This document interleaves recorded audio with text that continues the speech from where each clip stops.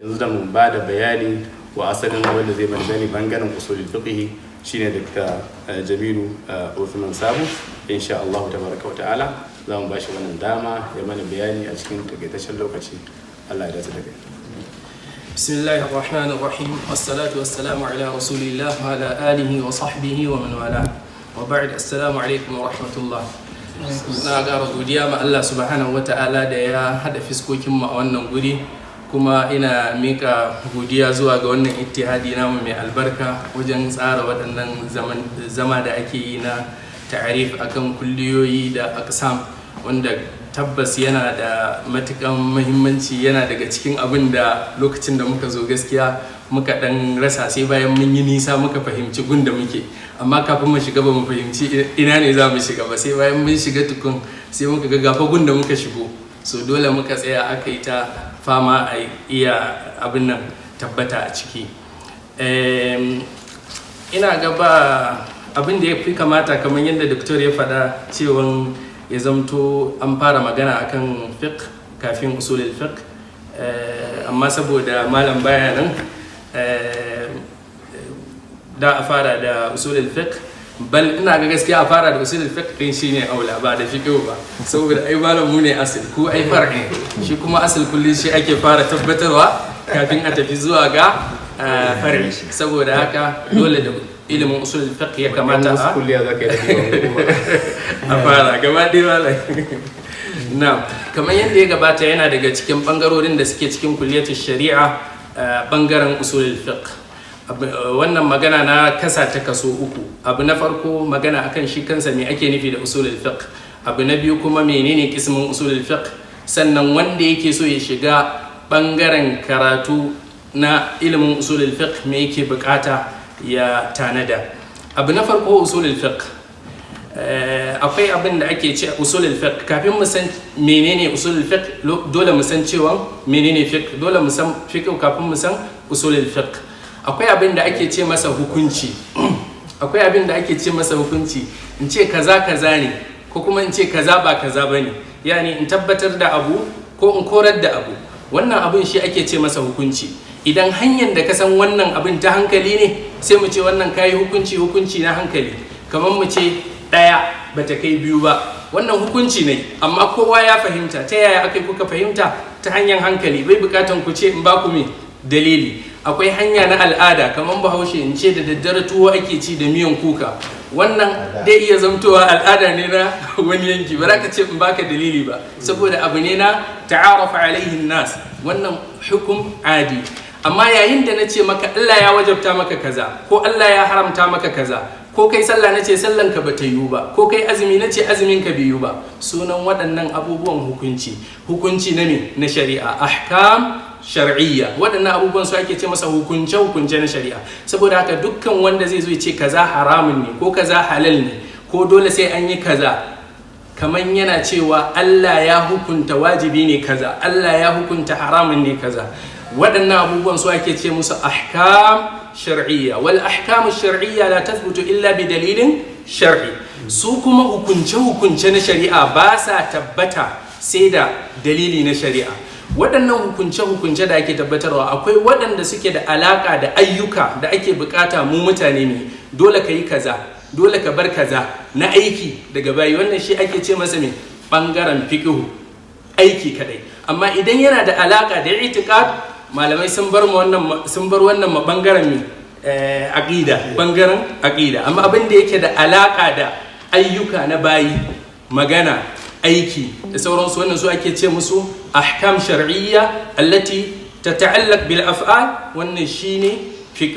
Ma'anar usulul fiqh shine menene dalilan da ake kafa hujja da su wajen tabbatar da hukunce na shari'a. Yani kai da kake so ka zo ka ce ma mutane kaza wajibi ne, kaza haramun ne, kana nisabta ma Allah subhanahu wata'ala da manzon shi wasu hukunce kana cewa sun yi hukunci. Ta wani hanya da ka bi ka tabbatar da cewa waɗannan abubuwan Allah ya yi hukunci da su ko kuma manzansa ya yi hukunci da su? La budda laka min ad-dalil. To ma'rifatu dalil shine ilimin usulul fiqh. Ilimin usulul fiqh gaba ɗaya yana yawo ne akan menene dalili da ake kafa hujja da shi a shari'ar musulunci. Saboda haka da ɗan fiqh da dan aqida da dan hadisi da dan kowane ilimi yana bukatar me ilimin usulul fiqh, saboda sai da usulul fiqh kaman baka san komai bane zai kamo hannunka ya zo ya ce maka to zo nan, kana so kai magana akan shari'a kana so kai magana akan shari'a to ga abubuwan da ake kafa hujja da su akan me akan shari'a. Na farko alkitab, qur'ani dalili ne, kawai ya gama maka qur'ani dalili ne, da ka tafi sai ya rike ka sai ya ce maka dakata akwai qira'a shadda, ita wannan bil ijma ba qur'ani bace amma dalili ne. Me yasa? saboda dole sahabin ya ji ne daga manzon Allah sai yayi tunanin ko qur'ani ne ya karanta, amma yanda sahabbai suke ba yanda da ai yazo ya dauko ra'ayinsa ya shigar da shi yana karantawa da sunan qur'ani, sai ya gamsar da kai ya kawo maka dalilai na hankali da aikin magabata akan cewa qira'a shadda dalili ne, sai ya tura ka ya ce yanzu ka san ilimin me qur'ani, sai ka ce to ai mala abubuwan da yawa ka ce qur'ani dalili sunna dalili, ni ina son in yi qur'ani ne, mu ce to tafi kulliyatul qur'an, sai mu ce maka to zo dalili na biyu akwai sunna hadisin annabi dalili ne, amma hadisin nan dakata akwai sahihi wanda ya tabbata daga annabi, akwai da'ifi, kuma hanyar da zaka bi ka san sahihi sai ka bi hanyar kaza da kaza da kaza, wannan ana sanin sa ne a hanyar me hanyar malaman hadisi. ya ce to ni na dauki nauyin wannan ilimin, sai mu ce to je ka koya mana ilimin hadisi, kai ka ware mana wanne ne ya zamto sahihi wanne ne da'ifi. sai ya baka takaici dai wannan shine ma'rifatu dalail al-fiqh ijmalan, ya sanar da kai menene dalilai na shari'a a dunkule ba tare da ya ce maka kaza shine dalili na sallah ba, a'a da ya ce maka qur'ani dalili ne, sunna dalili ne, ijma'i dalili ne, dai gama karanta maka wannan sannan sai ya zo ya baka to ya da'i kai istidlali da shi kansa dalilin. Shi kansa dalili dai iya yiwa kai istidlali da shi daga mantukinsa, zai iya yiwuwa kai dalili ka kafa dalili da shi daga mafhumin shi, zai iya yiwuwa kai kafa dalili ta hanyar ma'qul na lafz, ta hanyar qiyasi. So saboda haka ilimin usulul fiqh ilimi ne da yake magana akan dalili na shari'a gaba daya, amma sai malamai suka kassace shi da fiqh saboda mene min babil taghlib, amma ba wai ilimin usulul fiqh khas ne da asl ne na fiqh kadai ba, ilimin usulul fiqh asl ne na fiqhu kuma asal ne na me na aqida. dukkan wani ilimi labudda lahu min dalil min ash-shar, wa ma'rifatu dalail al-fiqh ijmalan hiya allati yabhathu anha ilm usul al-fiqh. wannan kenan kismin usul al-fiqh yana daga cikin abin da aka ware a kulliyar shari'a kamar yadda malam yayi bayani shine bangaren usul al-fiqh. wannan kismi an kirkire shi ne ranar 25 ga watan biyu shekara 1397. sannan wannan kismi na usulul fiqh a jami'a islamiyya ya kunshi abubuwa guda uku. abu na farko shi kansa ilimin usulul fiqh wanda ne bayani akan cewa shine sanin dalilai na shari'a a dunkule da hanyar da ake bi wajen zakulo dalilai da kuma waye ma ya cancanta ya kafa dalili da shi. akwai wanda wajibi ne a kansa ya bi abin da ya fahimta na dalili, akwai wanda kuma bai halatta ya kalli dalili ya ciro hukunci ba, domin shi ba shi da ahaliya na wannan, sai dai yana karba daga hannun malamai wanda shi abin da aka wajabta masa kenan. so wannan kenan so yana daga cikin abin da ya kunsa ilimin usulul fiqh. sai kuma ilimi na maqasidish shari'a, shine sanin manufa na shari'a, sanin manufofi na shari'a yana daga cikin abin da ka auna fahimtanka bayan ka gama yin kokari ka kalli dalili ka zakulo hukunci sai ka ga ya ci karo da wata manufa na shari'a, to wannan kaman wani ba'is ne da zai saka kai i'adan nazar akan hukuncin da kai usuli zuwa gare shi. saboda haka yana daga cikin bangarori na kismin usulul fiqh maqasidish shari'a. daga nan sai qawaidul fiqhiyya, ilimin qawaidul fiqhiyya. ilimin qawaidul fiqhiyya shine bangare na uku cikin bangarorin da kismi na usulul fiqh ya kunsa, duk da cewa akwai niza tsakanin yan fiqhu da yan usul akan shi maqasidish shari'a, akan shi qawaidul fiqhiyya shin ina ya dace a sa shi. bambantawa akwai wani misali da wani malami yake buga mana akan bambanci tsakanin usulul fiqh da fiqh da kuma qawaidul fiqhiyya. sai ya ce kaman gini ne, abu na farko kana bukatar ne foundation. shi wannan foundation shine dalili wanda da shi da ka kafa waɗannan ahkam din, shine usulul fiqh. kana bukatar foundation, wanda foundation ɗinka shine usulul fiqh, don ya arrafa maka daga farko kana son kai magana akan addini menene dalilan. Bayan ka samu dalilai, ka gano kaza wajibi ne, kaza haramun ne, kaza ne, ka gama tara waɗannan ahkam ɗin, amma da ka kalla sai ka ga duk gurin da aka samu mashakka Allah subhanahu wata'ala yana ba mu bayi sauki a wannan gurin. Sai ka haɗa masail ɗinka sun kai 100 wanda dukkansu an samu sauki ne saboda wahala da ta zo. Sai ka ce kenan idan wahala ta bijiro ma aiki yana sa a samu sauki. Kaga wannan ka'idan da kai ta haffaze maka wannan mene masail da yawa. Kenan usulul fiqh kaman foundation ne, shi kuma fiqh shine ginin. Bayan ka gama yin gini ya da ya tabbata sai ka kawo masa ka rufe shi, shine qawaidul fiqhiyya.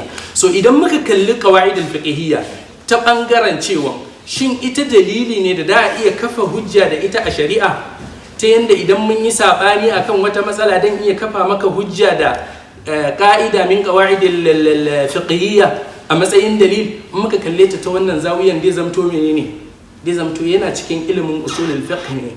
Amma idan muka kalli qawaidil fiqhiyya ta bangaren ana yin istidlali ko amaliyan istidlalin, wannan aqrab ila al-fiqh, wannan aqrab ila al-fiqh. Almuhim ilimin bangaren ismin usulul fiqh ya kunshi abu uku. Abu na farko usulul fiqh, abu na biyu maqasid shari'a, abu na uku qawaidil fiqhiyya. Na yawa yana daga cikin manya-manyan ahdaf kuma na wannan ismi a samar da ɗalibai ko kuma in ce bahithai mujtahidai akan masail ko da ku juz'iyya ne, ta yadda za su iya yin istinbat ahkam hawadith da take tajaddudi. Sannan ba ma ɗalibin ilimi dama wajen mayyaze aqwal na malamai. Tsakani da Allah dukkan wanda bai karanta wannan ilimi ba wai sai ya zamto takhassusin shi ba, a wanda bai da ba a cikin shi, bai karanta komai a ciki ba, ya ce maka yau na zo na yi magana na yi tarjihi tsakanin maganan malamai, wannan kawai ya faɗi son ran shi ne, amma ba tarjihi ya yi ba, sai dai ya zaɓi abin da kawai ran shi ta yi maili zuwa gare shi. Amma wannan ilimi shine zai koyar da kai ƙawa'id ɗin da malamai magabata suka bi wajen fahimtar nusus na shari'a. Sannan zai karantar da kai abin da madogara da malamai suka kama wajen riko da akwal ɗinsu. Kenan idan ka karanci wannan ilimin, yayin da ka zo ka karanta kauli guda biyu na malamai, ka kalli dalilin kowanne, wannan ilimin zai baka dama da zaka iya yin tarjihi tsakanin waɗannan akwal ɗin. Na wanda yake nufin shiga wannan ismi, yana daga cikin abin da ya kamata ya yi shine ba da mahimmanci ma ilimin aqida. Yana da kyau wanda yake son ya shiga karatu a bangaren ilimin usulul fiqh, to ya zurfafa, ya yi karatu mai zurfi a bangaren aqida. Me yasa?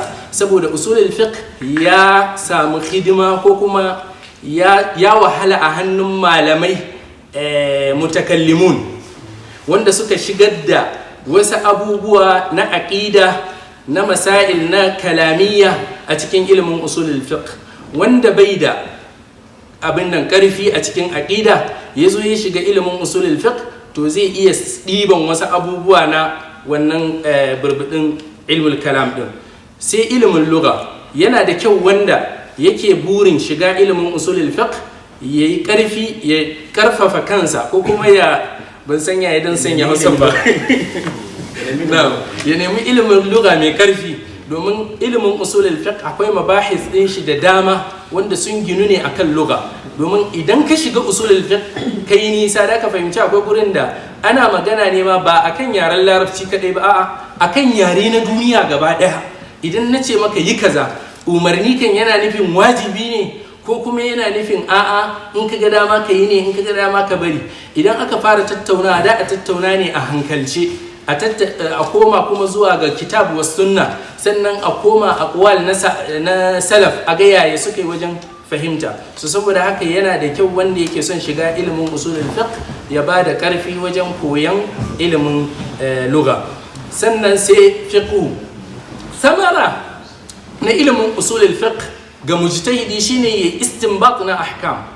su kuma yana daga cikin abin da ake so ma ɗalibin usulul fiqh wanda zai koyi ilimin usulul fiqh ya zamto yana da wani jaka wanda ya cika da ahkam na fiqh wanda domin da su ne misali idan ya zo babin kiyasi yayi dai yi an samu wani abu da ake sha a Najeriya sunan shi burkutu, ya duba kitab bai samu burkutu ba, ya duba sunna bai samu burkutu ba, kaga saninsa da ahkam na cewa giya haramun ne, nabi muskir din shi haramun ne, da ya zo aka kawo mishi burkutu aka ce gashi sunan shi burkutu, da ya kalla ya ce mene yake aka ce ai yana sa maye, sai ya tuna a fiqh kaga yana da wani nazir wanda zai hada shi kiyasi domin ya istikhraj na hukum din shi. Min hadal bab labudda ma wanda yake son yayi ilimin usulul fiqh ko yake son shiga ilimin usulul fiqh ya zamto yana da kaso mai tsoka na ilimin fiqh.